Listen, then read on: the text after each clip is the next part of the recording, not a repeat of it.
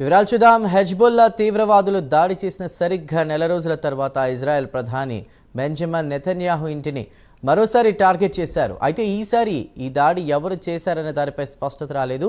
దుండగులు నెతన్యాహు ఇంటిపై 2 ఫ్లాష్ బాంబులతో దాడి చేశారు. కానీ అవి 2 కూడా ఇంటి ఆవరణలోని గార్డెన్లో పడి పేలిపోయాయి. సిజేర్ పట్టణంలో ప్రధాని నెతన్యాహు ఇంటిపై ఈ దాడి జరిగిన సమయంలో ఆయన కుటుంబం ఆ ప్రాంతంలోనే లేదు. దీంతో నెతన్యాహు ఫ్యామిలీ మొత్తం ఈ దాడి నుంచి సురక్షితంగా బయటపడింది.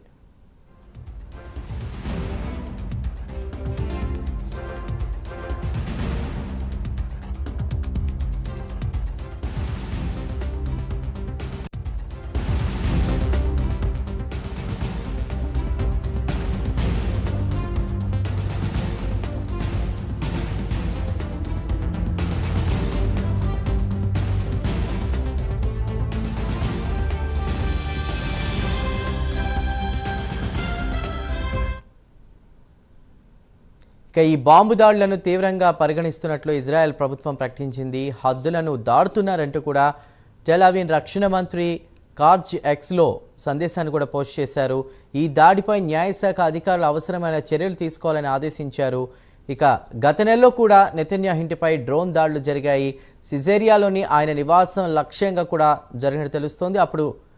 అప్పుడు కూడా ఆయన ప్రధానిగా ఉన్నారు. ఆయన సతీమణి నివాసంలో లేరని కూడా ప్రభుత్వం పేర్కొంది. రైట్, ఇక ఇదే అంశంపై మరిన్ని వివరాలని డెస్క్ నుండి మా ప్రతినిధి కృష్ణమోహన్ అందిస్తారు. కృష్ణమోహన్, గతంలో కూడా దాడులు, ఇప్పుడు కూడా బాంబుకు సంబంధించి దాడులు జరిగినట్టు తెలుస్తోంది అక్కడ నెతన్యాహు ఇంటి ఆవరణలో. పూర్తి సమాచారం ఏంటి? అదే మన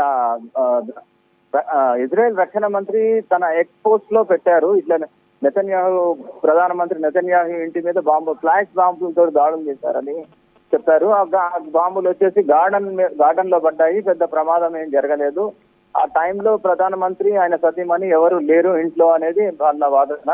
వాళ్ళు బహుశా హెజ్బుల్లా వాళ్ళు చేస్తుంటారు.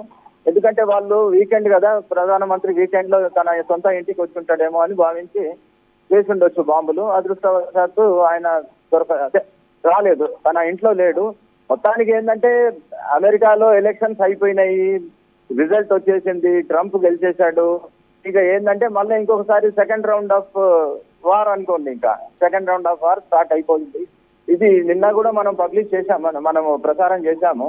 ఇరాన్ కూడా ఇంకా ట్రై చేస్తుంది ఇజ్రాయెల్ మీద దాడులకు, గిరంగాలు తవ్వి మొత్తం పకడ్బందీగా ఇజ్రాయెల్ మీద దాడులు చేయాలని మాత్రం వాళ్ళు ఖచ్చితంగా నిర్ణయించుకున్నారు.